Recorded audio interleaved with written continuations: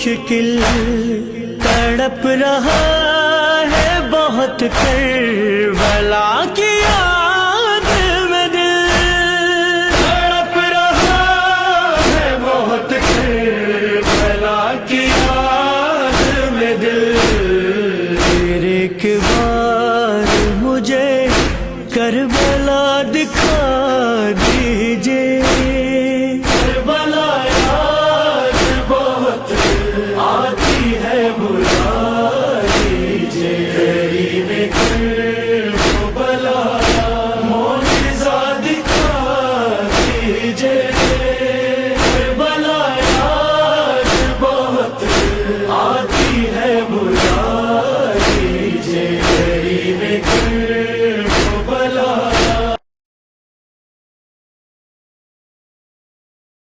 وعلى الأرواح التي حلت بفنائك عليك مني سلام الله أبدا ما بقيت وبقي الليل والنهار ولا جعله الله آخر العهد مني لزيارتكم السلام على الحسين وعلى علي بن الحسين وعلى أولاد الحسين وعلى أصحاب الحسين جميعا ورحمة الله وبركاته أما بعد السلام عليك يا أبو الفضل العباس يا ابن أمير المؤمنين السلام علیکم ورحمۃ اللہ وبرکاتہ۔ ناظرین، ہدایت ٹیلی ویژن کی اس خصوصی 40 نشریات میں آپ کا میزبان علی محسن ہاشمی ایک مرتبہ پھر آپ کی خدمت میں حاضر ہے، اور اس دعا کے ساتھ کہ آج 40 سید الشہداء کا جو دن ہے، آپ اگر یو کے میں ہیں، یورپ میں ہیں، یو ایس اے میں ہیں، انڈیا پاکستان میں ہیں، دنیا کے کسی بھی کونے میں ہیں اور مصروف عزاداری سید الشہداء ہیں، تو مولا آپ کی اس عبادات کو، آپ کی ان کاوشوں کو قبول و منظور فرمائے اور اپنے حفظ و امان میں رکھے۔ اور جو یہ زیارت کی خواہش رکھتے ہیں، یقین کیجئے کہ یہ روحانی مناظر میری بالکل آنکھوں کے سامنے سید الشہداء امام حسین علیہ السلام کا روضہ ہے، بین الحرمین ہے، اور بالکل میرے عقب میں مولا ابو الفضل العباس کا روضہ ہے۔ آپ یقین کیجئے کریم کربلا کا روضہ ہمارے سامنے ہے اور باب الحوائج کا روضہ دوسری طرف ہے، اور درمیان میں موجیں ٹھاٹھیں مارتا ہوا یہ ایک جمع غفیر ہے زائرین کا، جو ایک عجیب نظارہ پیش کر رہا ہے۔ جو مومنین یہ خواہش رکھتے ہیں کہ وہ بھی زوار سید الشہداء کا جو تاج ہے وہ سر پہ سجائے، سید الشہداء کو آ کر خراج پیش کریں، سلام پیش کریں، ہم دعا گو ہیں کہ مولا آپ تمام مومنین و مومنات جو یہ خواہش رکھتے ہیں کہ وہ زوار حسین کا درجہ حاصل کریں، مولا آپ کو بھی اذن زیارت دیں۔ ہدایت ٹیلی ویژن کی اس خصوصی ٹرانسمیشن میں ہماری خوش قسمتی ہے کہ عالم اسلام کی ایک بہت ہی جید شخصیت پاکستان سے خصوصی طور پر 40 امام حسین علیہ السلام کے سلسلے میں اس وقت اس سرزمین مقدسہ میں موجود ہیں۔ ہماری یہ خواہش ہے کہ ہمارے درمیان قبلہ موجود ہیں، حجت الاسلام والمسلمین مولانا امین شہیدی صاحب قبلہ ہمارے درمیان میں موجود ہیں۔ قبلہ سب سے پہلے السلام علیکم و خیر مقدم ہے آپ کا اس سرزمین پر۔ وعلیکم السلام ورحمۃ اللہ وبرکاتہ۔ قبلہ یہ نظارہ آپ دیکھ رہے ہیں، آج دن ڈھل گیا 40 سید الشہداء کا، اور آج حرم کی طرف سے جو فگر آیا ہے وہ 2 کروڑ سے بھی زیادہ کا فگر ہے۔ ٹیمپریچر آپ نے دیکھ لیا، آج سارا دن مسلسل 50 ڈگری سے اوپر کا ٹیمپریچر ہے، اور یہ عرب کی سرزمین ہے، اور یہاں پر گرمی کی شدت اور مومنین کا، عزاداروں کا، زائروں کا یہ ٹھاٹھیں مارتا ہوا سمندر، کیا جذبات ہیں آغا، یہ کیا راز ہے، کچھ بیان کیجئے۔ بسم اللہ الرحمن الرحیم۔ السلام علی الحسین وعلی علی بن الحسین وعلی اولاد الحسین وعلی اصحاب الحسین صلی اللہ علیہ یا ابا عبداللہ۔ رسول کریم صلی اللہ علیہ وآلہ وسلم نے اس وقت جب ابھی امام حسین علیہ السلام معصوم بچے تھے، ایک جملہ ارشاد فرمایا جو ہماری کتب احادیث میں محفوظ ہے۔ فرمایا کہ ان لقتل الحسین حرارۃ فی قلوب المؤمنین لا تبرد ابدا۔ سبحان اللہ۔ قتل حسین کے نتیجے میں اللہ تبارک و تعالی میرے بچے حسین کے لیے اہل ایمان کے دلوں میں محبت و عشق کی ایک ایسی آگ، ایک ایسا الاؤ، ایک ایسا شعلہ روشن واہ، کرے گا سبحان اللہ، کہ جو تا صبح قیامت جلتا رہے گا، اور یہ شعلہ کبھی بجھنے والا نہیں ہے۔ سبحان اللہ، اگر صرف اسی حدیث اور کلام کی روشنی میں آپ انسانوں کے اس 2,11,00,000 کچھ ہزار عزاداران حسین، محبان حسین، عاشقان حسین اور دنیا بھر کے آزادی پسند انسانوں کے ٹھاٹھے مارتے ہوئے سمندر کو دیکھیں واہ، تو اس کلام کی گہرائی اور عمق کی سمجھ آج آ سکتی ہے کہ رسول کریم نے اگر 1400 سال پہلے یہ فرمایا تھا تو اس کا اس وقت جو مظہر ہے وہ آپ کا یہ اجتماع سبحان اللہ، سبحان اللہ، یہ اجتماع کس طرح کا اجتماع ہے؟ اس اجتماع کو یہاں پر سے کیا ملتا ہے؟ یہ ہزاروں کلومیٹر اور میلوں کے فاصلے سے کچھ پیدل، کچھ گاڑیوں پہ، کچھ بسوں پہ، کچھ جہازوں پہ، کچھ بحری جہازوں پہ اس طرح سے آ رہے ہیں اس سرزمین کی طرف۔ قلیل سا زیادہ راہ لیا ہے، جی، مشکل رستے، سارا سال پیسہ جمع کرتے ہیں، ہائے ہائے، سارا سال محنت کرتے ہیں تاکہ کسی طرح سے ان ایام میں حسین ابن علی علیہ السلام کی بارگاہ میں حاضری دے کر اپنی محبت کا، اپنے عشق کا، اپنی مودت کا اور اپنے مولائی ہونے کا ثبوت دے سکیں۔ سبحان اللہ، یہ وہ قلوب پاک ہیں، قلوب طاہرہ ہیں جن کو اللہ تبارک و تعالیٰ نے اس کام کے لیے چنا ہے۔ سبحان اللہ، یہ لوگ خود نہیں آئے، یہ ان کے اندر کی وہ پاکیزگی ہے جس کو حسین ابن علی نے اپنی طرف کھینچا ہے۔ سبحان اللہ، امام حسین کی مثال مقناطیس کی سی ہے۔ سامنے والی چیز کو دھات ہونا چاہیے اور لوہا ہونا چاہیے، صحیح، جس میں یہ خصوصیت ہو کہ وہ حسین ابن علی کی اس کشش کا جواب کشش کے ساتھ دے سکے۔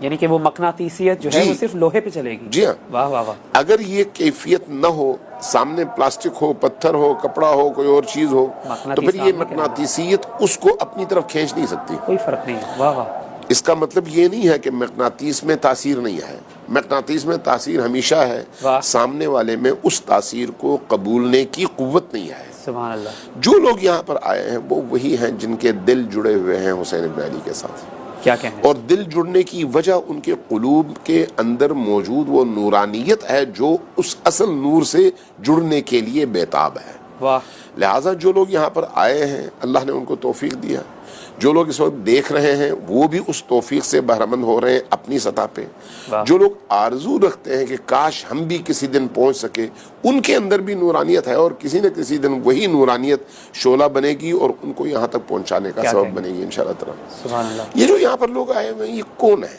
ہاں، یہ عموماً وہ طبقات ہیں جو سارا سال محنت کرتے ہیں۔ ان میں عمراء آپ کو بہت کم نظر آئیں گے، غریب طبقات ہیں، درمیانی درجے کے لوگ ہیں، مڈل کلاس لوگ ہیں، جی مڈل کلاس لوگ جو بالعموم محنت کر کے، محنت شاقہ کے ذریعے سے، محنت کشی کے ذریعے سے اپنے بیوی بچوں کا پیٹ پالتے ہیں اور پھر کچھ بچا کر رکھتے ہیں تاکہ سال کے اس مہینے میں آ کر یہاں پر اپنا دین اور اپنی وہ ذمہ داری ادا کر سکیں جو حسین ابن علی علیہ السلام کی طرف سے ان پر عائد ہوتی ہے۔ واہ، یعنی کہ حق یہ جو حسین، جی ظاہر ہے، واہ، چونکہ امام حسین علیہ السلام کا حق کائنات کے ذرے ذرے پر ہے، بے شک، جس میں جتنا شعور زیادہ ہے وہ اتنا ہی حسین ابن علی کا مقروض ہے، واہ، چونکہ امام حسین علیہ السلام کی اس قربانی نے ہمیں حیات دی ہے۔ سبحان اللہ، امام حسین علیہ السلام کی اگر یہ قربانی نہ ہوتی تو ہم میں اور جانوروں میں کوئی فرق نہ ہوتا۔ کیا بات ہے، جانوروں کی زندگی کو اب زندگی نہیں کہتے، واہ، حیات شعور کی ہوتی ہے، حیات ادراک کی ہوتی ہے، فہم کی ہوتی ہے، عاقلانہ حیات کو آپ حیات کہتے ہیں، مطلب وہ ورنہ حیوانی حیات کا کوئی معنی نہیں ہے۔ یقیناً، واہ، اس لیے یہ جو حیات ہے جو آپ کو یہاں پر متحرک نظر آتی ہے، کروڑوں کی تعداد میں لوگ جو جلتی دھوپ میں، جلتی سڑکوں پر بچوں کے ساتھ، بوڑھے، جوان، مرد، زن، کسی عمر کی کوئی قید نہیں ہے، اور ان کو یہ بھی فکر نہیں ہے کہ گرمی سے وہ کہیں ان کو ڈی ہائیڈریشن نہ ہو، کہیں پر مریض نہ ہو، اس چیز کی کوئی فکر نہیں ہے۔ وہ گھر سے نکلے امام حسین کے مہمان کی حیثیت سے، اور اس وقت جو ہے کربلا میں امام حسین کے مہمان کی حیثیت سے موجود کیا بات ہے، سبحان اللہ، چونکہ امام حسین علیہ السلام اللہ کی رحمت کا مظہر ہیں. واہ بے شک. اس لیے جب ایک شخص امام حسین ابن علی کی راہ میں نکلتا ہے تو اس مظہر رحمت کے سائے میں آ جاتا ہے. سبحان اللہ. اب وہ سایہ اس کے گھر سے لے کر کربلا تک اس کے اوپر جلوہ فگن ہے. اس لیے آپ دیکھتے ہیں کہ امام حسین کے یہ مہمان رستے بھر میں پیاسے بھی ہوتے ہیں, بھوکے بھی ہوتے ہیں, لیکن چونکہ وہ رحمت کا سایہ ان کے اوپر موجود ہے اس لیے ان کو نہ گرمی متاثر کرتی ہے, نہ ان کو طویل مساحت ان کو متاثر کرتی ہے, نہ ہی رستے کی سختیاں ان کو متاثر کرتی ہیں, نہ بے خوابی ان کو متاثر کرتی ہے, نہ پاؤں کی تھکن اور موچ اور ہڈیوں میں درد ان کو متاثر کر سکتی ہے. وہ ان چیزوں کو حقیر سمجھ کر, ان تکلیفوں کو بہت کم سمجھ کر اپنے قدم اٹھاتے رہتے ہیں اور بہرحال پیدل بارگاہ حسینی میں پہنچتے ہیں. اور جب دور سے ان کی نگاہ گنبد حسینی پر پڑتی ہے تو اس کی وہ جو ایک لمحہ ہے, اس لمحے میں ان کو وہ لذت ملتی ہے جو زندگی میں کسی اور چیز میں اس طرح کی لذت پائی نہیں جاتی. سبحان اللہ. ان کی ساری تھکن بھی اترتی ہے اور ان کی روح میں ایک نئی تازگی بھی آ جاتی ہے, ایک نئی زندگی اور حیات بھی آ جاتی ہے, اور اس کے بعد ان کے دل کی تاریں جڑ جاتی ہیں مولا حسین کے ساتھ. جس کے دل کی تار مولا حسین کے ساتھ جڑ جائے وہ زندہ اور حی ہوتا ہے. واہ. موبائل کی مثال آپ لے لیں, سگنل ہو تو موبائل زندہ ہے, ورنہ وہ ایک جامد چیز ہے. اگر اس کو آپ نے زندہ رکھنا ہے تو سگنل کا اتصال ضروری ہے. یعنی کہ مقصد سے دور ہوگا, اگر سگنل ہوں گے تو مقصد سے قریب ہے, اگر سگنل ہوں گے تو جڑے ہوئے ہوں گے, وہ متصل ہوں گے. یہ اتصال ضروری ہے, اور اس اتصال کا تعلق بدن سے نہیں ہے, اس اتصال کا تعلق ذہن سے ہے اور روح سے ہے. اس لیے وہ لوگ جو بدن کے لحاظ سے یہاں پر پہنچتے ہیں وہ دگنا فائدہ حاصل کرتے ہیں, لیکن جو لوگ ابھی دور ہیں پہنچ نہیں سکے وہ بھی اگر متصل ہوں تو وہ حسین ہی کی بارگاہ میں موجود ہیں. گھر میں زیارت اربعین پڑھیں گے تو وہ روحوں. دیکھیے ہم جب احادیث دیکھتے ہیں نا تو احادیث ہمیں بتاتی ہیں, بزرگوں کے اقوال ہمیں سمجھاتے ہیں کہ جس مکان اور جس مقام پر ذکر حسین ہو رہا ہو وہ مقام اور وہ مکان خیمہ حسین ہے. چاہے وہ آپ کا گھر ہو, چاہے وہ آپ کی مسجد ہو, چاہے وہ آپ کی امام بارگاہ ہو, چاہے وہ کوئی چٹیل میدان ہو, چاہے کوئی سڑک ہو, چاہے وہ بین الحرمین ہو. تو اس لیے جو لوگ دور ہیں اگر ان کا دل جڑا ہوا ہے تو وہ خیمہ حسین میں ہے. اگر دل جڑا ہوا نہیں ہے تو بین الحرمین میں بھی وہ حسین کی بارگاہ میں نہیں ہے, وہ کسی اور دنیا میں. یہ جو آپ کو ٹھاٹھے مارتا ہوا سمندر نظر آتا ہے, جن کی آنکھوں سے اشک بہ رہے ہیں, جن کے لبوں پر یا حسین ہے, جن کا دل حسین کے اس ذکر کی وجہ سے نورانی ہے, یہ وہ منتخب لوگ ہیں جن کو اللہ نے یہ توفیق دی ہے کہ اس کائنات میں اپنے محبوب ترین بندے کی بارگاہ میں ان کو لا کر ان کے اندر وہ حریت اللہ پیدا کرتا ہے جو حسین ابن علی کے اندر ہے. واہ واہ واہ. مطلب یہ اعجاز حرارت عشق حسین ہے جو ان کو کھینچ کر یہاں لاتی. آقا ابھی آپ نے ان مومنین کی طرف اشارہ کیا جو بیچارے گھر میں رہ گئے. میں اسی تناظر میں دیکھنا چاہوں گا کہ پاکستان میں ہم نے دیکھا کہ بہت ہی مشکلات کا سامنا کرنا پڑا, زائرین کی ایک کثیر تعداد جس کا اس دفعہ حرم کے نمبرز میں بھی صاف مشاہدہ کر سکتے ہیں. پچھلے سال کے نمبرز کو کمپیئر کریں تو احساس ہوتا ہے کہ پاکستان سے ایک بہت بڑی تعداد زائرین کی جو ہے وہ بائی روڈ مطلب خود ہی ان بارڈروں کے ذریعے سے آتے ہیں.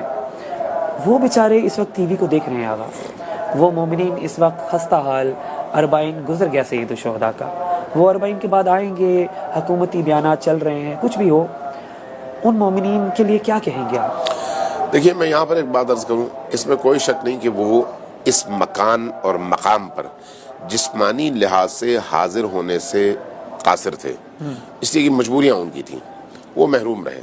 لیکن یہ محرومی اصل فیض سے محرومی نہیں ہے. واہ. یہ صرف بدن کی محرومی ہے. رسول کریم نماز پڑھا رہے تھے مسجد نبوی میں, مسجد نبوی بھری ہوئی تھی, لوگ آ رہے تھے ذرا لیٹ, ایک صاحب آئے لیٹ پہنچے, دیکھا نماز ختم ہو گئی ہے. اب لوگ باہر نکلیں, جیسے ہی نماز ختم ہوتی ہے بعض لوگوں کو بڑی جلدی ہوتی ہے باہر نکلنے کی.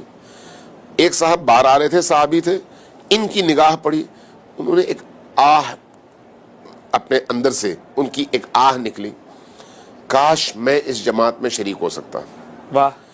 تو سامنے والے بندے نے جو نکل رہا تھا اس کی آہ جب سنی تو کہا کہ تم اپنی یہ آہ مجھے دو، میں اپنے نماز کا ثواب تمہیں دیتا ہوں. سبحان اللہ. مسجد نبوی میں نماز، رسول کریم کے پیچھے نماز، لیکن کہا کہ میں تم سے یہ آہ لے لیتا ہوں میری نماز کا اور میری نماز تم لے لو. اس نے کہا فوراً کہا ٹھیک ہے، لے لیا. رسول کریم دیکھ رہے تھے، فرمایا کہ تم نے گھاٹے کا سودا کیا. واہ واہ. یہ جو تمہاری آہ تھی اس کا ثواب اس نماز میں شریک ہونے کے ثواب سے کئی گنا زیادہ تھا. کیوں؟ اس لیے کہ تمہارے اندر کا وہ درد تھا، اللہ کو وہ درد چاہیے. کیا کہنا. لہٰذا یہاں پر آنے کا ثواب اپنی جگہ، اس میں کوئی شک نہیں کہ یہ بہت ہی عظیم ثواب کا کام ہے. اور صرف ثواب کا کام نہیں ہے بلکہ بیداری ہے، ایک عزم ہے، ایک مقصدیت ہے، تجدید عہد ہے، بیعت مجدد ہے اور تجدید عہد ہے. اس میں بہت سارے پیغامات ہیں.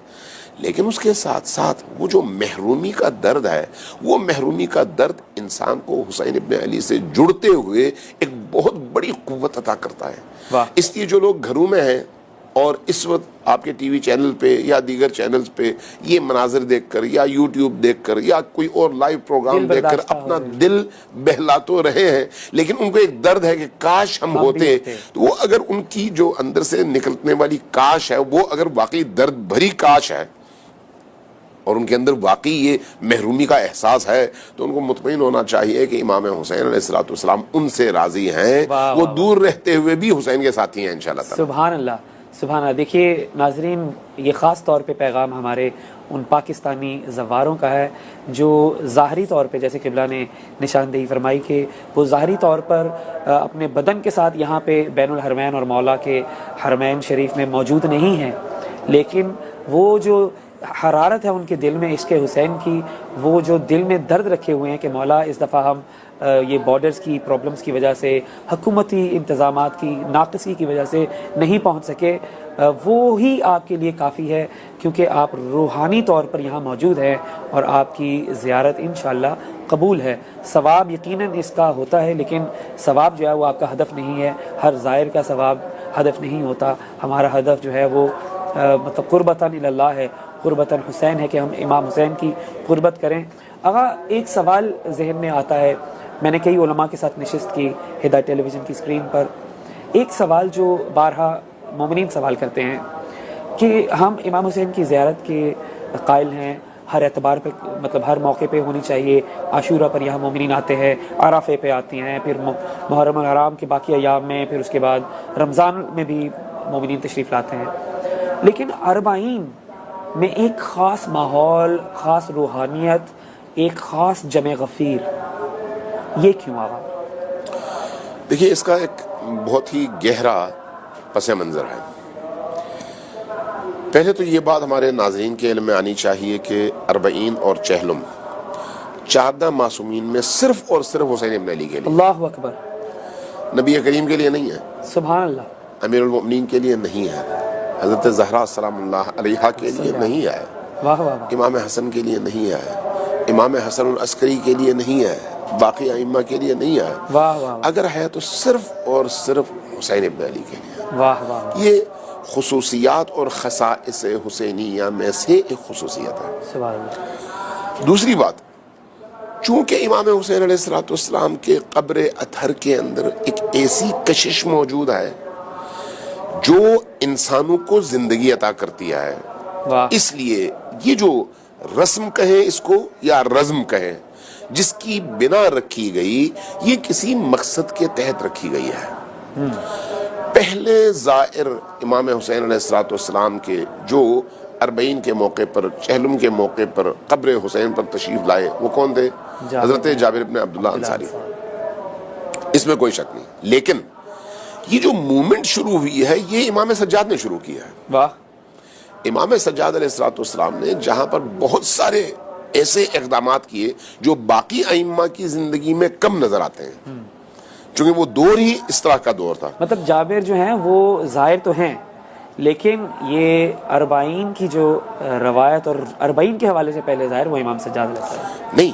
40 میں اس طرح سے مرکز بنا کر کربلا کو لوگوں کو کربلا لا کر 40 کے دن بیعت مجدد کے لیے آمادہ کرنے کی تحریک جو ہے وہ امام سجاد کی ہے. واہ قبلہ سبحان اللہ. یعنی دو چیزیں ہیں نا, ایک انڈیویجولی ایک فرد مدینہ سے اٹھ کر آتا ہے اور قبر حسین پر حاضری دیتا ہے اور زیارت کرتا ہے, وہ پہلے ظاہر حضرت جابر بن عبداللہ انصاری ہیں. لیکن اگر آپ تحریکی اعتبار سے دیکھیں, سوشل پس منظر کے اعتبار سے دیکھیں, اور اس زمانے کے سیاسی حالات اور ان کے تقاضوں کے حوالے سے دیکھیں, تو امام سجاد علیہ السلام نے ابتدائی جو 3 سال جیل میں گزارے ہیں وہ بڑے ہی کٹھن تھے, لیکن اس کے باوجود وہ جیل میں خاموش صرف نمازیں پڑھتے ہوئے رہے نہیں, بلکہ انہوں نے وہاں پر اپنی ایک موومنٹ کی بنیاد رکھی, قرآن اور دعا کے ذریعے سے. یہ 2 کام انہوں نے کیے. میں اس تفصیل میں اس لیے نہیں جا سکتا کہ آپ کے ٹائم کم ہے, کسی اور موقع پہ انشاءاللہ اس پر گفتگو ہوگی. اس کے ساتھ ایک اور کام کیا, انہوں نے افراد کی تربیت کی اور ان افراد کو اپنے نمائندے کے طور پر مختلف جگہوں میں اپوائنٹ کیا. اچھا, جیسے آج کل مراجع کے ہاں وکلاء کا ایک نظام اور سسٹم ہے, اسی طرح سے امام زین العابدین علیہ السلام نے وکلاء کا ایک پورا جال اور ایک پورا نیٹ ورک بنایا, جس میں یہ جو دعائے ابو حمزہ صومالی جو معروف ہے, اس کے صاحب دعا کون ہے؟ حضرت ابو حمزہ صومالی. وہ ان میں سے ایک امام کے وکلاء میں سے ہیں. اب یہ جو وکلاء ہیں, ان کا جو نیٹ ورک تھا وہ بصرہ میں تھا, وہ کوفہ میں تھا, وہ حلہ میں تھا, وہ مدینہ میں تھا, وہ مکہ میں تھا, وہ یمن میں تھا, وہ شمالی افریقہ میں تھا, مصر اور اس کے ارد گرد کے علاقوں میں, وہ شامات میں, حتیٰ اردن کے جو آج کے علاقے ہیں ان علاقوں میں تھا. اس طرح سے اس نیٹ ورک کے ذمے جو کام تھا وہ یہ تھا کہ کربلا اور اہل البیت کے پیغام کو انسانوں تک پہنچایا. واہ واہ, تشہیر کربلا جو ہے, تشہیر کربلا, تشہیر ولایت و امامت, تشہیر ولایت و امامت اور تشہیر نظام امامت اور تشہیر دین, تبلیغ دین. یعنی دین کو جس طرح سے امویوں نے مسخ کر دیا تھا, اس کے بعد لوگ جس چیز کو دین سمجھتے تھے اس کے مقابلے میں الہی دین کا حقیقی چہرہ ان لوگوں نے ان علاقوں میں امام سجاد کے حکم پر اس نیٹ ورک کے ذریعے سے پہنچایا ہے. سبحان اللہ. اب ان کو ظاہر ہے آج کے دور کے جو وسائل ہیں ارتباط کے, رابطے کے, وہ تو موجود نہیں تھے. جب وہ نہیں تھے تو اب مکاتبے کے ذریعے سے ایک دوسرے سے ملنا وہ سال ہا سال لمبا عرصہ چاہیے تھا اس کو, اور ان کو ڈے بائی ڈے ظاہر ہے کنورسیشن کی ضرورت ہوتی تھی, تجربات کے انتقال کی ضرورت ہوتی تھی, جو مشکلات ہیں ان مشکلات کو شیئر کرنے کی ضرورت ہوتی تھی. لہٰذا اس طرح کے جتنے بھی امور تھے اس کے لیے امام سجاد علیہ السلام نے ایک کام کیا, وہ یہ کہ ان تمام نمائندوں کے لیے ایک دن مقرر فرمایا اور ایک مقام مقرر فرمایا کہ اس دن میں اس مقام پر یہ سب جمع ہوں گے اور وہاں پر آپس میں بیٹھ کر گفتگو کریں گے. اور وہ مقام کون سا ہے؟ قبر حسین علیہ السلام. واہ واہ واہ, سبحان اللہ. اور وہ دن کون سا ہے؟ 40 حسینی. لہٰذا 40 حسینی کے موقع پر یہ لوگ آتے تھے امام سجاد کی بارگاہ میں, امام سجاد خود تشریف فرما ہوتے تھے اور آپس میں بیٹھتے تھے. جہاں امام حسین کی قبر اطہر سے یہ سب ایک نئی روح لیتے تھے, نیا پیغام لیتے تھے, ایک نئے عزم کے ساتھ اٹھتے تھے, وہیں پر مستقبل میں کہاں کس چیز کی ضرورت ہے اور کس طرح سے ہم نے دین کو پھیلانا ہے اور لوگوں کو جہالت اور حیرت اور گمراہی سے نکالنا ہے, اس کے لیے بھی پلاننگ اسی موقع پر ہوتی تھی. تو اس اعتبار سے گویا امام حسین علیہ السلام کے 40 کے موقع پر اقصا نقاط عالم سے, تمام عالم اسلام سے اس وقت جتنی تعداد حسینیوں کی تھی, جتنی تعداد اس وقت امام کے ماننے والوں کی, مولائیوں کی اور اہل ولایت کی تھی, وہ لوگ اس حساب سے آتے رہے. اور پھر آہستہ آہستہ یہ چیز رائج ہوتی چلی گئی نچلے طبقات میں, اور خصوصاً عراق کے مختلف علاقوں میں یہ چیز بہت زیادہ رواج پا گئی. اور آہستہ آہستہ وقت کے گزرنے کے ساتھ پھر وہ باقاعدہ ایک پوری موومنٹ کی شکل اختیار کر گئی, ایک تحریک کی صورت اختیار کر گئی. آقا آپ نے ایک بہت ہی بہترین مطلب سمت اشارہ کیا, اور یہ شاید یہ ہمارا فقدان ہے اس اعتبار سے کہ ہم امام زین العابدین علیہ السلام کی شخصیت کو بعد از کربلا صرف خون رونے والے امام کی صورت میں پیش کرتے ہیں, اور ہمارے برادران, ہمارے احباب جو ہیں جب بھی امام کی طرف رجوع کرتے ہیں تو ایک بیمار امام کی طرف اشارہ کرتے ہیں. یقیناً ان کے مصائب جو ہیں وہ بیان نہیں کیے جا سکتے. الشام کا جو وظیفہ تھا وہ حقیقت ہے، مصائب شام و کوفہ ایک حقیقت ہے، بعد از کربلا ایک حقیقت ہے. لیکن آقا جو ایک سیاسی پرسپیکٹیو آپ نے آج پیش کیا کہ امام زین العابدین نے ایک نظام ولایت کو باقاعدہ طور پہ منظم کیا اور 40 اس کا ایک بہترین پلیٹ فارم تھا، اور مطلب پوری دنیا میں اسلام کا جو صحیح چہرہ ہے، مطلب الہی دین کا جو تشہیر و مطلب تبلیغ ہے، اس کا انتظام وہ جو اہدنا الصراط المستقیم اللہ کا جو وعدہ ہے وہ حجت خدا ہی پورا کریں گی. تو مولا کی جو 35 سالہ یا جتنی بھی زندگی بعد از کربلا ہے وہ ہمیں اپنے ممبروں پہ نہیں ملتی. آغا اس کی کیا وجہ ہے؟ آپ نے بالکل درست نشاندہی کی. میں اکثر یہ بات کیا کرتا ہوں کہ ہم نے ائمہ کو اپنی ضرورت کے مطابق اپنایا. کیا کہنے قبلہ؟ نہ دین کی ضرورت کے مطابق. وہ آئے تھے اس پورے عالم کو خدا سے جوڑنے کے لیے، ہم نے ان کو اپنی دال روٹی تک پہنچنے کا ذریعہ بنا دیا. کیا بات ہے. لہٰذا ہم نے بھی اتنا ہی محدود رکھا جتنی ہماری خواہشات محدود تھیں. اسی بنیاد پر چونکہ ہمیں رونے کی ضرورت تھی اور رلانے کی ضرورت تھی تو ہم نے بیمار کربلا کا نام بیمار کربلا رکھ دیا، جبکہ امام سجاد علیہ السلام کربلا کے واقعے کے بعد 61 ہجری سے 95 ہجری تک زندہ رہے. جی ہاں. اور ان 34 سالوں میں انہوں نے مسلسل جد و جہد کی. بیماری کے ایام ٹوٹل 10-12 دن کی ہوگی. 10-12 دن وہ بیمار رہے ہوں گے، اور وہ ظاہر ہے اللہ نے ان کو بچانا تھا یزید کے شر سے اور ان کی نسل کو آگے بڑھانا تھا، تو اس لیے اللہ نے وہ اسباب فراہم کیے جس طرح سے حضرت موسیٰ کے لیے کیے تھے. حضرت موسیٰ کو بچانا تھا، ہزاروں بچے قربان ہوئے، حضرت موسیٰ کو بچا لیا. اسی طرح سے بچایا کہ فرعون کے اپنے گھر میں اس کی پرورش ہوئی. امام زین العابدین کو اللہ نے بچایا اس بنیاد پر اور اس طرح سے کہ وہ بیمار رہے. لیکن کیا ان کی بیماری کوئی ہدف ہے؟ نہیں، وہ ایک عارضی دورانیہ ہے. 10 دن 12 دن 1 ماہ بس، اس کے بعد وہ بالکل صحیح سالم تھے.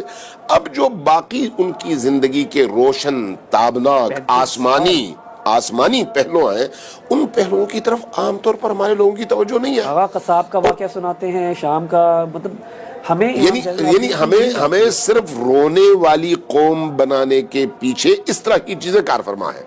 ورنہ رونا، وہ رونا جو ترحم کا رونا ہے وہ ہدف نہیں ہے کبھی بھی، لیکن وہ رونا جو انسان کے اندر بلندی پیدا کرے، فکر میں وسعت پیدا کرے، شعور میں بلندی پیدا کرے، انسان کو حسین کی راہ کا ایک مقاوم اور صاحب استقامت مومن بنا دے، وہ رونا اللہ کی بارگاہ میں سب سے زیادہ عزیز اور سب سے زیادہ محترم ہے. اس لیے کربلا والوں پر رونے کا مطلب مظلومیت پر یعنی ترحم کے آنسو بہانا نہیں ہے، جب تک آپ اس مظلوم کی کیٹیگری میں خود کھڑے ہو کر اس ظلم کو سہنے کے لیے اپنے آپ کو آمادہ نہ کر سکیں اور ظالم سے اظہار کریں. اگر آپ حضرت زینب سلام اللہ علیہا کے بازاروں میں خطبے دیکھیں جہاں پر انہوں نے کلام کیا ہے، وہاں پر ان کا لب و لہجہ اتنا تلخ ہے سامنے موجود ان تماشائیوں کے حوالے سے جو رو رہے ہیں. خواتین تھیں، رو رہی تھیں، تو حضرت زینب سلام اللہ علیہا کے خطبے میں یہ موجود ہے نا بات کہ تم یہاں پر ہماری مظلومیت کو دیکھ کر آنسو بہاتی ہو اور تمہارے مرد ہمیں قتل کرتے ہیں. یہ ہمارا ساتھ دینا نہیں ہے. اگر تم ہمارے ساتھ ہو تو پھر ہمارے ساتھ کھڑے رہو، تب ہمارے ساتھ ہو. آنسو بہانا ہمارے ساتھ کھڑے ہونا نہیں ہے. اس لیے یہ جو ترحم کے آنسو ہیں وہ آپ کو کربلا میں لوٹنے والوں میں بھی نظر آتے ہیں. آپ نے تاریخ میں پڑھے بہت سارے ایسے تھے جو آنسو بھی بہا رہے تھے اور لوٹ بھی رہے تھے. جب پوچھا گیا بھئی یا رو مت یا لوٹو مت، کہا کہ لوٹ اس لیے رہے کہ ہم نہ لوٹیں تو کوئی اور لوٹے گا، رو اس لیے رہے یا مظلوم ہے، مظلومیت پر رونا آ رہا ہے. تو یہ جو آنسو ہے وہ آنسو مقدس، مکرم اور اللہ کی بارگاہ میں عزیز ہیں، جن کے پیچھے ہدف بھی ہے اور بلندی بھی ہے. اس لیے امام سجاد علیہ السلام اس میں کوئی شک نہیں مظلوم ترین امام ہے.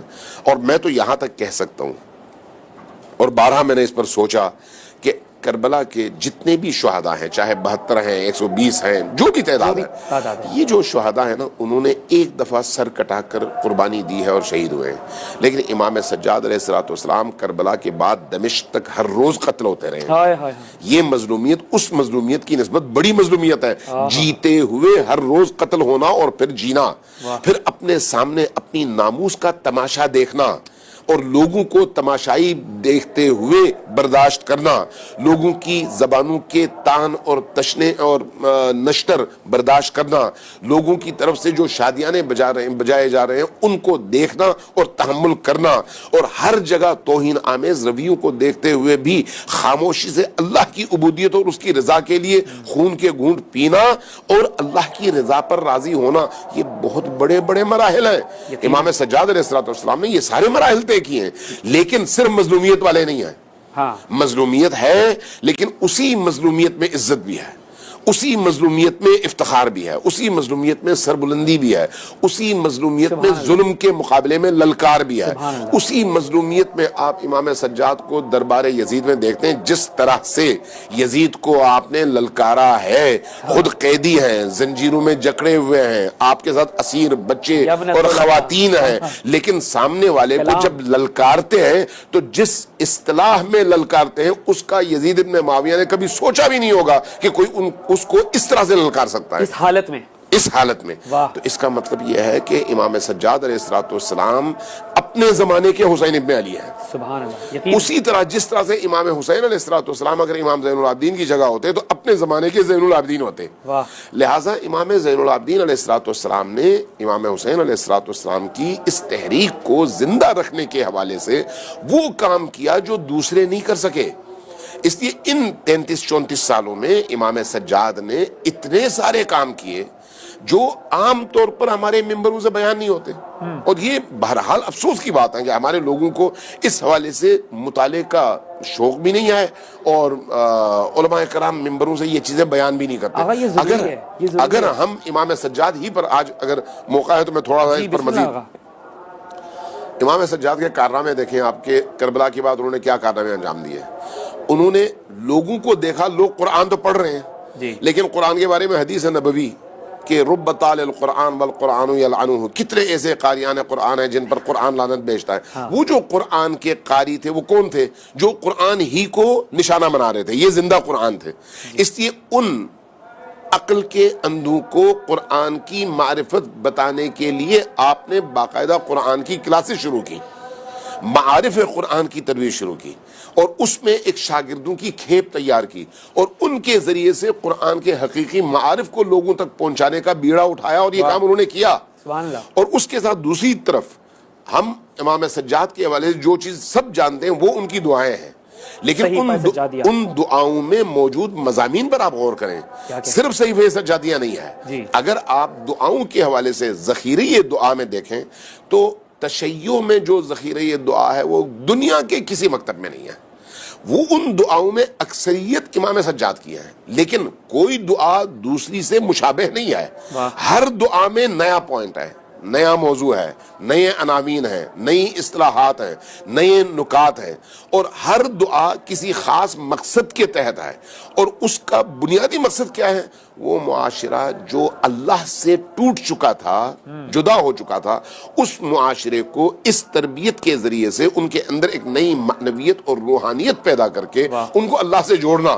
اگر اللہ سے جڑ جائے تو پھر اللہ کے ولی کے مقابلے میں وہ تلوار لے کر نہیں رکھ لیں گے، چونکہ اس سے پہلے یہ کام ہو چکا ہے کربلا کے اندر۔ لہٰذا دعاؤں کے جو سلسلے امام سجاد نے شروع کیے اس کے پیچھے یہ فلسفہ موجود تھا۔ آقا یہ ایک پہلو ہے، آپ کی اجازت سے قطع کلامی معاف، یہی ایک پہلو جب آپ مولا امام زین العابدین علیہ السلام کے حوالے سے ان کا سید الساجدین، مطلب ہمیں ایک ایسا تاثر پیش کیا جاتا ہے عزاداری کے حوالے سے، ہمارے خاص طور پہ بر صغیر کی عزاداری کے ممبران پہ، کہ منابر اہل جتنے بھی خادمین ممبر ہیں وہ یہ بیان کرتے ہیں کہ ایسا چہرہ پیش کرتے ہیں کہ ایک مصائب زدہ زندگی اور دوسری سید الساجدین، عبادات اور صرف دعائیں، ایک ایسا امیج پیش کیا جاتا ہے، خدا معاف فرمائے، کہ جیسے کہ ایک حجرے میں مولا نے اپنے آپ کو بند کر لیا اور صرف دعائیں، اور جب کبھی کسی نے دعوت دی مولا نے انکار کیا، اور کسی نے اصرار کیا تو بازار سے گزرے قصاب کی دکان دیکھی، وہ سوال رو پڑے، اس کے بعد پھر واپس شادیوں پہ جانا چھوڑ دیا، اور ایک لمحے بس مسکرائے، وہ 9 ربیع الاول کو مسکرائے۔ مطلب یہ آقا میں نے پہلے عرض کیا نا کہ ہمیں اپنے مزاج اور اپنی خواہشات کے مطابق امام چاہیے تھا، لہٰذا ہم نے اس کے مطابق امام تراشا، اللہ اکبر۔ ایک پہلو لیا، باقی جو حریت کے پہلو سے سارے بھول گئے۔ حریت، اس میں بہادری، کوئی شک نہیں ہے کہ امام زین العابدین سید الساجدین ہیں، بے شک ہے، اس میں کوئی شک نہیں، اس میں کوئی شک نہیں کہ زین العابدین ہیں۔ عبادات میں، عبادات کی اگر کوئی زینت بن سکتا ہے تو وہ سید الساجدین ہے، بے شک۔ امام زین العابدین ہے، اس میں کوئی شک نہیں۔ اس حوالے سے امام زین العابدین کی عبادات واقعی انمول بھی ہیں، بے مثال بھی ہیں، جی۔ لیکن کیا صرف یہی ہے؟ ہاں وہ امیر المجاہدین بھی ہیں، جی ہاں، سید المجاہدین بھی ہیں، سید المقاومین بھی ہیں، سید المبارزین بھی سبحان ہیں۔ اللہ۔ اگر آپ امام سجاد علیہ الصلوۃ والسلام کی زندگی کے باقی ایام دیکھیں، سید المبلغین بھی ہیں۔ واہ، اور اسی طرح سے اگر آپ ان کے زندگی کے مختلف شعبوں کے حوالے سے ان کی خدمات دیکھیں، میں چند ایک کی طرف صرف اشارہ کرتا ہوں، جی ہاں۔ صرف اشارتاً۔ دیکھیے امام زین العابدین کا ایک کام علماء اسلام کے دلوں کو دین کی طرف راغب کر کے ان کے اندر موجود جہالتوں کو دور کرنا اور ان کی غلط فہمیوں کا ازالہ اور ان کو ان کی ذمہ داریوں کی یاد دہانی ہے۔ لہٰذا حضرت امام سجاد نے عبد الملک ابن مروان کے دور میں بھی، یزید کے فوراً بعد، اور جب تک آپ زندہ رہے، اس دور کے بڑے بڑے اموی دربار کے علماء کو خطوط لکھے ہیں، اور یہ خطوط تاریخ کی کتابوں میں موجود ہیں۔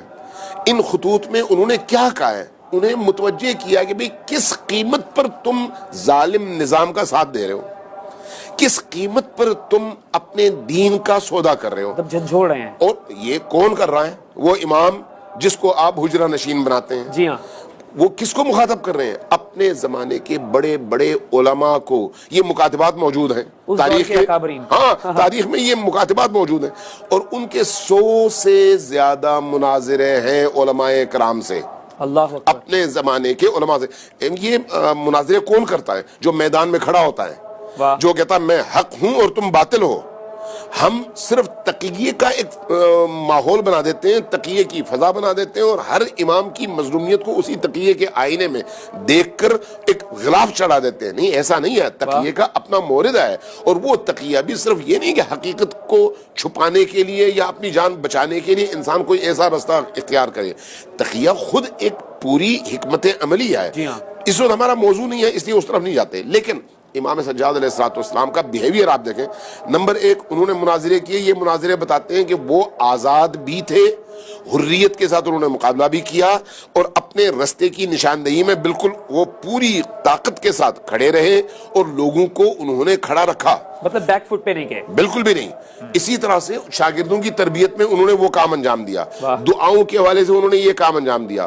امام سجاد کے حوالے سے روایات ہمیں بتاتی ہیں کہ امام سجاد نے اپنے دور میں ہر گھر میں اونچی آواز سے قرآن تلاوت کی ایک ترویج شروع کر دی، ہر گھر سے اونچی آواز سے قرآن کی تلاوت کی آواز آتی تھی۔ یہ خود قرآنی تربیت کے حوالے سے ایک مومنٹ ہے، واہ، جو ایک فرد، ایسا فرد جس کو آپ نے صرف بیمار بنا دیا ہے، لیکن وہ اس پورے معاشرے کو ایک قرآنی معاشرے میں تبدیل کرنے کے لیے یہ کام کرتا ہوا نظر آتا ہے۔ واہ، وہی امام ہے جنہوں نے مناظرے کی صورت میں وہاں پر یہ کام انجام دیا، اور اس کے ساتھ ایک عجیب چیز ہے کہ انہوں نے اپنے جو ساتھی تھے ان کا جو جال بچھایا، اس جال کے ذریعے سے انہوں نے اپنا میسج عام انسانوں تک، گراس لیول پر، گراس روٹ پر انہوں نے پہنچایا لوگوں تک، ٹھیک ہے، گراس روٹ لیول پر۔ اب اگر ایک اور کام ان کا دیکھیں، عجیب ہے کہ امام زین العابدین کے بارے میں تاریخ کہتی ہے کہ آپ نے 20 حج کیے ہیں، 20 حج، جی، یہ 20 حج پیدل کیے ہیں۔ واہ، پیدل حج کا کیا مطلب ہوتا ہے؟ 6 مہینے لگ جاتے ہیں جانے اور آنے میں۔ کیا اکیلے کیے؟ نہیں، ان کو پیدل چلنے کا شوق تھا؟ نہیں۔ کیا حج بہانہ تھا؟ حج شیلٹر تھا، میں بہانہ نہیں کہوں گا، شیلٹر تھا، ٹھیک ہے۔ کیا حج بھی ہو جائے لیکن اس کے ذریعے سے ایک بڑے مقصد تک بھی پہنچ جائیں؟ وہ کیا ہے؟ تبلیغ۔ اپنے ساتھ ہر سال حج پہ 400 بندوں کو ساتھ لے کے جاتے تھے، 400 بندے۔ یہ 400 بندے کوئی آپ نے قافلہ بنایا ہوا تھا کہ لوگوں آؤ پیسہ جمع کروا دو، میں تمہارے حج کرواؤں گا اور میں تمہارا مبلغ بنوں گا؟ نہیں، یہ نہیں تھا۔ عالم اسلام میں سے اپنے انہی نمائندوں کے ذریعے سے، ان افراد کے ذریعے سے افراد کا انتخاب، کس میں کتنی صلاحیت ہے ان کا انتخاب کر کے اس قافلے میں شریک کرنا. اب اگر 6 مہینے کے لیے 400 افراد دن رات امام کے ساتھ ہوں, اٹھتے بیٹھتے, گفتگو, سوتے جاگتے, نماز, جماعت, تبلیغ, احکام اور معارف دین, تو 6 مہینے میں امام معصوم ایک مٹی کے ذرے کو سونا بنا دیتے ہیں. واہ بے شک. اور امام نے یہ کام کتنے سال کیا؟ 20 سال تک پیدل حج, اور ہر حج میں 400 کم از کم بندوں کو اس طرح سے لے کر جانا, اور ان کے ذریعے سے ان کی تربیت, اس حج کے ذریعے سے مینا میں قیام کے دوران ان کی تربیت, اور اس تربیت کے بعد جب واپس آتے اور پھر ان کو ان کے علاقوں میں بھیج دیتے, تو یہ سب کے سب ایک متحرک مبلغ بنتے امام سجاد علیہ السلام کے اور کربلا کے نمائندگان بن جاتے. اب آپ ذرا سوچیں کہ امام نے کتنا بڑا کام کیا ہے, کتنے وسیع پیمانے پر یہ کام کیا ہے. ایک اور کام جو امام سجاد کے حوالے سے مختلف رجال کے ماہرین نے لکھا ہے, یہ تو ایک تحریک سی, مطلب سی نہیں, تحریک ہے. واہ, یہ تحریک ہے, یہ سی نہیں. تحریک سی کا کیا مطلب ہے؟ کربلا تحریک سی نہیں ہے, تحریک ہے, تمام تحریکوں کی ماں ہے. واہ واہ. جب تمام تحریکوں کی ماں کربلا ہے تو اس کا سب سے پر اثر ترین پہلو کیا ہے؟ معنوی. بے شک. چونکہ کربلا واقع نہ ہوتا اگر لوگوں کے اندر معنویت ہوتی, اگر لوگ دین کے چھلکے کی جگہ روح سے چمٹے ہوتے تو کربلا کا واقعہ کبھی رونما ہوتا. یقیناً. لوگوں نے نماز کا انکار نہیں کیا تھا, لوگوں نے روزے کا انکار نہیں کیا تھا, قرآن کا انکار نہیں, لوگوں نے حج کا اور قرآن کا انکار نہیں کیا تھا. معنویت سے خالی ہونے اور عقل سے پیدل ہونے اور جہالت اور گمراہی میں ڈوبنے کی وجہ سے انہوں نے ظاہری نماز کو عبادت سمجھا اور حسین کے قتل کو اپنے لیے ثواب اور قرب خدا کا ذریعہ. اللہ اکبر, اللہ اکبر. کیوں؟ جہالت, عقل سے عاری ہونا. امام سجاد نے اسی عقل کو بیدار کرنے کی تحریک شروع کر دی تاکہ آئندہ آنے والے زمانے میں عاقلوں کو میدان دیا جائے اور وہ آ کر اس جبر اور استبداد کے نظام کے سامنے کھڑے ہو سکیں. اور یہ کام امام سجاد نے اسی طرح سے کیا. اس لیے آپ یہ دیکھتے ہیں کہ امام سجاد علیہ السلام نے یہ جو کام کیا حاجیوں کے ذریعے سے اور حج کے سفر کے ذریعے سے, اس کے ساتھ ساتھ ایک اور 2 کام میں مزید عرض کر دیتا ہوں. جی بسم اللہ. آپ نے سفر کیے شمال افریقہ کے جن میں مصر وغیرہ آتا ہے, اور ادھر خراسان اور فارس کے علاقوں کے جن میں مرو ہے, نیشابور ہے, سمرقند, بخارا, یہ جو علاقے ہیں جہاں پر بعد میں امام رضا علیہ السلام تشریف لائے تھے. جی ہاں. تاریخ میں بتاتی ہے کہ ان علاقوں میں امام سجاد نے 5 بڑے مدارس تعمیر کیے. ان مدارس میں کیا ہوتا تھا؟ ظاہر ہے امام کا کلام بیان ہوتا تھا. کون بیان کرتا تھا؟ وہ لوگ جو امام کی بارگاہ سے تربیت یافتہ تھے. تو امام نے پورا ایک سیٹ اپ بنایا, ایک نظام بنایا اور مختلف علاقوں میں بنایا. اب آپ نے جب آپ مصر تشریف لے گئے تو یہ تاریخ ہمیں بتاتی ہے, اور بڑی عجیب بات ہے, مصر کے اندر امام حسین علیہ السلام نے مسجد کی جگہ ایک امام بارگاہ بنائی جس کو حسینیہ کہا گیا. پہلی حسینیہ کی بنیاد امام سجاد نے رکھی ہے اور وہ مصر میں رکھی ہے. اور وہاں پر کیا ہوتا تھا؟ کربلا کا بیان, تاکہ اس ذریعے سے وہ لوگ جو مسجدوں کے خطیبوں سے کربلا کو سن نہیں سکتے یہاں پر آئیں, بیٹھے, لوگوں سے سنیں, پتہ چلے کہ کربلا میں ہوا کیا اور کربلا کے ہیروز کا اصل مقصد کیا تھا. سبحان اللہ. امام سجاد کی ان تحریکوں کو اگر آپ, ان اقدامات کو اگر آپ اجتماعی اور سوشل اثرات کے حوالے سے دیکھیں تو یہ عمیق ترین تحریک ہے, عمیق ترین تحریک. لہٰذا اس کا نتیجہ یہ ہے کہ جب امام سجاد علیہ السلام کو دیکھا کہ بھئی یہ تو بہت زیادہ پھیل رہے ہیں, تو پھر آپ کو شہید کیا گیا. اگر وہ آرام سے گھر بیٹھے ہوتے تو کیوں شہید کرتے بھئی؟ بہت اچھی دلیل ہے. کیونکہ اگر وہ تحریک نہیں کر رہے ہوتے تو ان کو کیوں شہید کرتے؟ اب یہ جو 34 سال کا عرصہ ہے, ان 34 سالوں میں ان تحریکوں کے نتیجے میں آپ تاریخ پڑھیں, آپ کو حیرت ہوگی کہ امام سجاد علیہ السلام نے اپنے زمانے میں جو تربیتی, تحریکی, اجتماعی جو نیٹ ورک بنایا, اس کا نتیجہ کیا ہے؟ امام حسین علیہ السلام کے دور میں آپ کو 72 ملے. امام حسن کے دور میں آپ کے سامنے تاریخ کس طرح کی گزری ہے. تاریخ کہتی ہے کہ امام سجاد علیہ السلام کے دور میں جو ولایت پر یقین رکھنے والے لوگوں کی تعداد تھی وہ امام حسن اور امام حسین کے دور کی نسبت سے 3 گنا بڑھ گئی تھی. اور یہ امام سجاد علیہ السلام نے کیا ہے, اور اسی تحریک کے ذریعے سے کیا ہے. مطلب ترویج و تشہیر کا جو پیغام ہے, نظام ہے کہ مرکزیت دی, کربلا کو مرکزیت دی, حج کو ان پلیٹ فارمز میں, تمام ان پلیٹ فارمز کو استعمال کیا. گریا کو استعمال کیا, دعا کو استعمال کیا، قرآن کو استعمال کیا، مناجاتوں کو استعمال کیا، واہ واہ۔ حج کو استعمال کیا، ٹھیک ہے، جیل کو استعمال کیا، جیل میں بھی جیل کو استعمال کیا، اسیری کی زندگی میں بھی تبلیغ، سفر کو استعمال کیا، دورے استعمال ہوئے، مدارس کو استعمال کیا، یعنی ہر وہ ذریعہ جس ذریعے سے آپ نبی کریم کے حقیقی دین کا پیغام لوگوں تک پہنچا سکتے تھے، وہ سارے کام امام سجاد علیہ السلام نے ان 34 سالوں میں کیا، اور جس کا نتیجہ آج آپ کربلا میں کروڑوں لوگوں کو اس صورت میں دیکھتے ہیں۔ واہ واہ واہ، سبحان آقا۔ یہ آپ یقین کیجئے کہ میرے لیے یہ کم از کم میرے لیے اور الحمدللہ علماء کے ہی مطلب صحبت میں رہنے کا شرف حاصل ہوتا ہے، اور مجالس سے بھی مطلب قریبی سلسلہ ہے، لیکن آقا یہ وہ جو آپ نے آج بیان فرمایا ہے، یہ وہ حقائق ہیں جو ہمارے منبر پر ہمیں سننے کو نہیں ملتے۔ امام سجاد کی جو شخصیت آپ نے، مطلب اب یہ لفظ شاید اچھا ہو یا برا ہو، انقلابی شخصیت جو آپ نے پیش کی، اگر انقلابی نہ ہو تو امام کیوں ہو؟ کیا کہنے قبلہ؟ دیکھیں، امام حسین علیہ السلام نے کربلا کا رخ اس لیے تو نہیں کیا تھا کہ کوفہ والوں نے بلایا تھا۔ کیا بات ہے؟ فرض کریں کوفہ والے خط نہ لکھتے، جی، امام حسین آرام سے بیٹھے رہتے؟ ہرگز نہیں۔ فرض کریں یزید نے طلب بیعت نہ کی ہوتی، امام حسین آرام سے مدینہ میں بیٹھے رہتے کہ میں اپنے نانا کے قبر کا مجاور بن کے آرام سے بیٹھا رہوں اور کھانا کھاتا رہوں؟ کیا یہ ہوتا؟ اس کا مطلب ہے ہم نے امام حسین کو نہیں پہچانا۔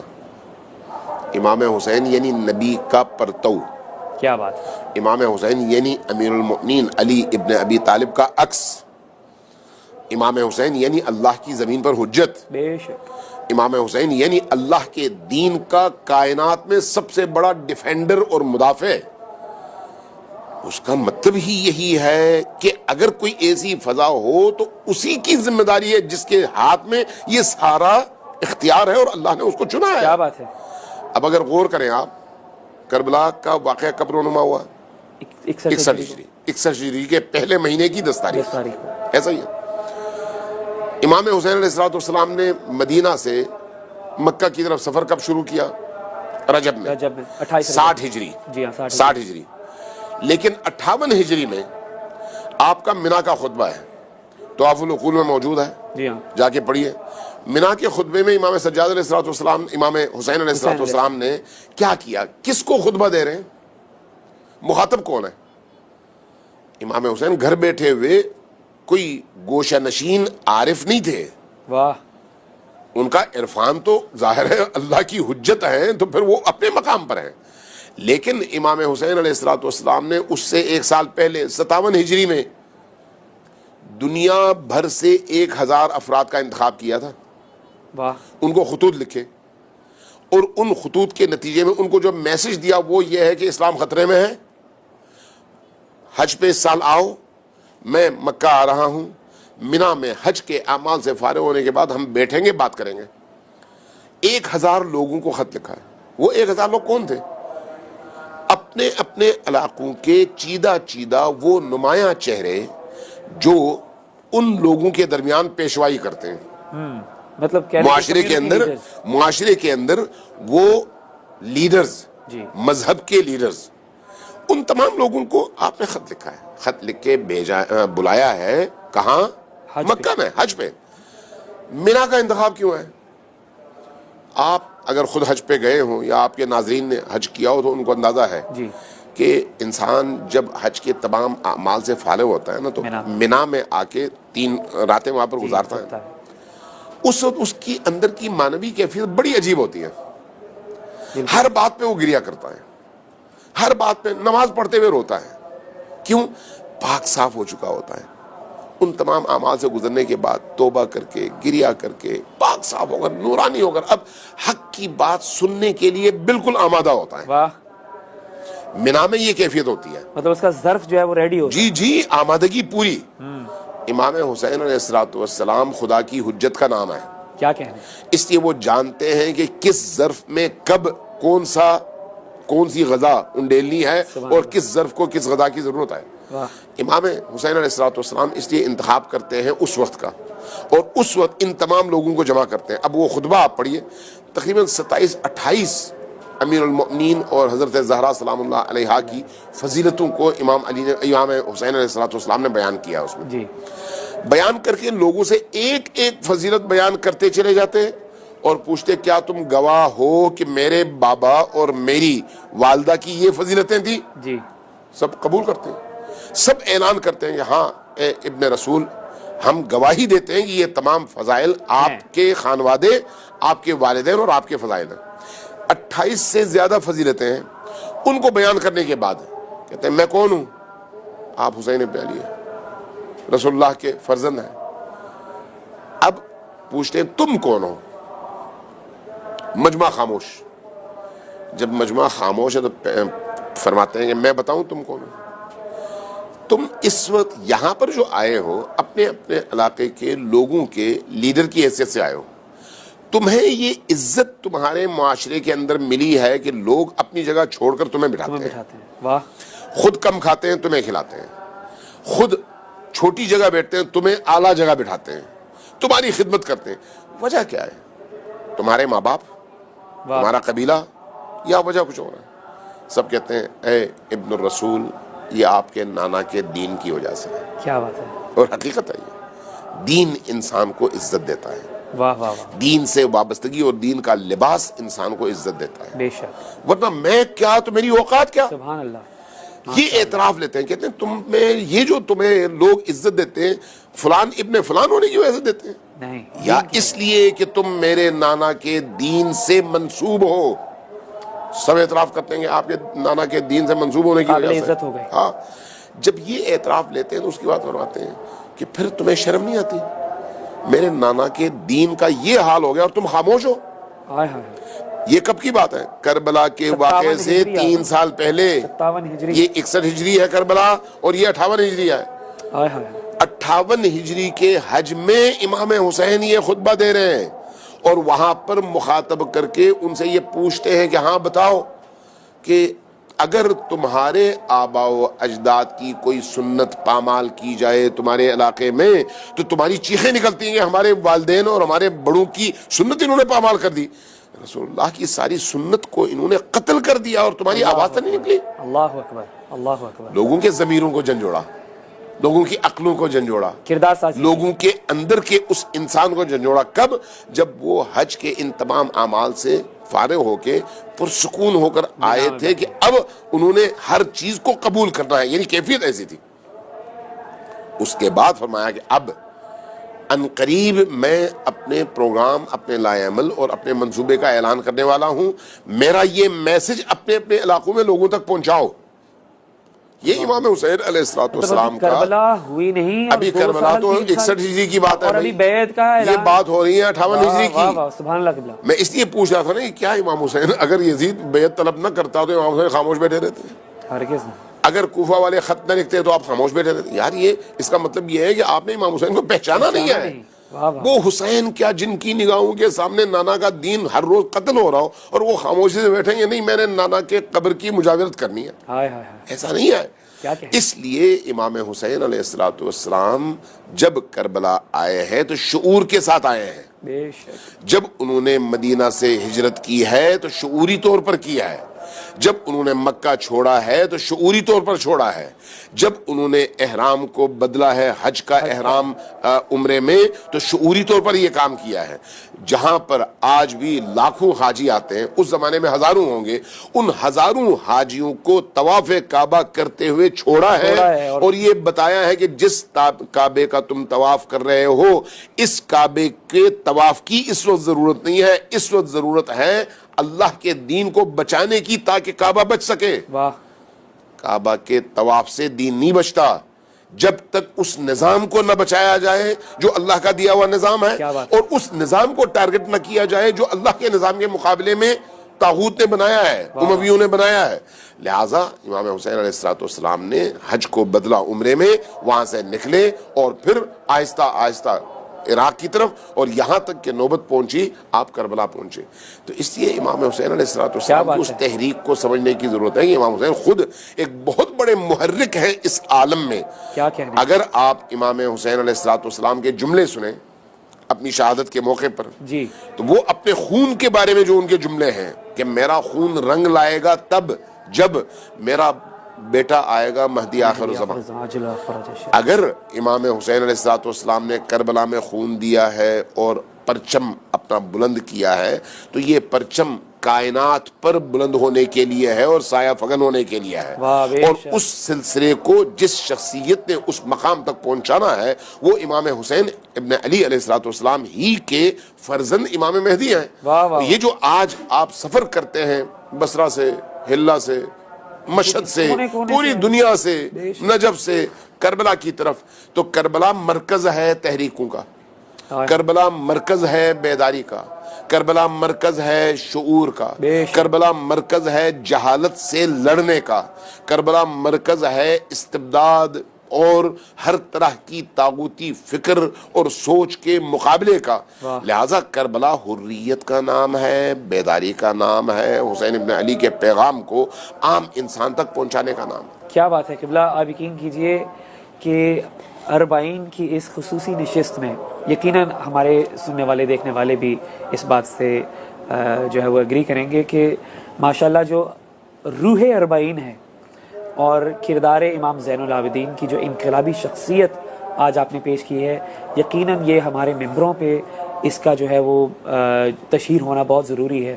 اور خاص طور پہ یہ جو خطبہ آپ نے امام حسین علیہ السلام کا جو ہے وہ ریفرنس دیا, اس خطبے میں بھی شاید نشاندہی ہے اس کی. اگر ہم تعویل کریں آج کے عصر حاضر کی عزاداری اور ہمارے ممبروں کی, اور اس کے خاص طور پہ جو ہمارے عزادار جن خطبہ ذاکرین کو بلاتے ہیں, اور یہ کلام ان سے بھی امام یقیناً کر رہے ہوں گے جو عزاداری کی روح سے دور. میں یہ سمجھتا ہوں کہ ایک خطیب کی ذمہ داری ہے کہ پہلے حسین ابن علی کو پڑھیں, شاعر کی ذمہ داری ہے کہ پہلے حسین ابن علی کو پڑھیں, وہ جو مرثیہ پڑھنے والا مرثیہ گو ہے اس کی ذمہ داری ہے کہ امام حسین کو پڑھیں, وہ جو گریہ کروانے کے لیے نوحہ خان ہے اس نوحہ خان کی ذمہ داری ہے کہ وہ پہلے امام حسین کو پڑھے تاکہ اس کے نوحوں میں حسین کی حریت جلوگر ہو, اس کے مرثیوں میں جہاں پر درد ہے وہاں پر آزادی سربلندی بھی جلوگر ہو.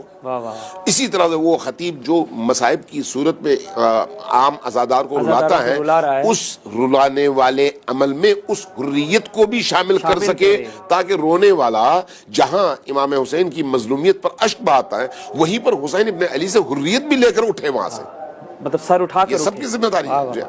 سبحان اللہ. قبلہ بہت بہت شکریہ, تہ دل سے مشکور و ممنون ہوں کہ آپ نے اس پاکیزہ سرزمین پر ہدایت ٹیلی ویژن کی اس خصوصی ٹرانسمیشن میں عزت افزائی کی. آپ کی آمد کا, آپ کے اس نورانی بیان کا بہت شکریہ. ایک مرتبہ پھر تہ دل سے شکریہ ادا کروں گا.